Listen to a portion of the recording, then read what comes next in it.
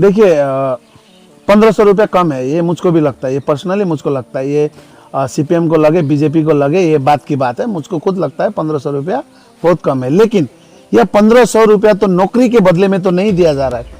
यह 1500 रुपया तो आपका देखिए, अगर कोई आदमी अगर 5 फॉर्म भरता है, हाँ, या 3 फॉर्म भरता है, तो उसके लिए तो पैसा चाहिए। तो ये पैसा कौन देगा उसको? एक बेकार अनएम्प्लॉय को 500 रुपया भी मैटर करता है। तो आज राज्य सरकार 1500 करके दे रही है, और आप बताइए अगर 1500 करके अगर पूरे साल भर में अगर जमा भी करता है तो 18,000 रुपया हो जाता है। तो 18,000 रुपया से सालूगढ़ा में जाके वो आर्मी के लिए दौड़ेगा कि 18,000 रुपया लेके जाके वो चाहे कोलकाता पुलिस में जाके ट्राई करेगा, वो 18,000 लेके वो अपना कोई भी एंट्रेंस एग्जाम के लिए अप्लाई करेगा। ये तो उसके ऊपर डिपेंड करता है। कम से कम 18,000 रुपया से किसी के आगे हाथ तो फैलाने नहीं पड़ रहा है। और ये लॉलीपॉप ही है।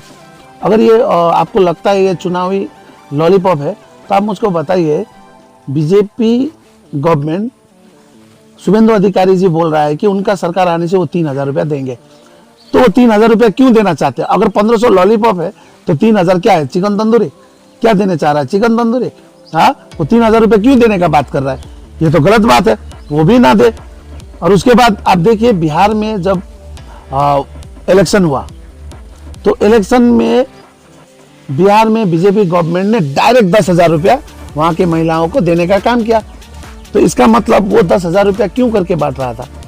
और मैंने तो ये भी सुना कि बाद में जो लोग वोट नहीं दिए उनको, उनसे 10,000 रुपया छीनने का भी काम कर लेता है।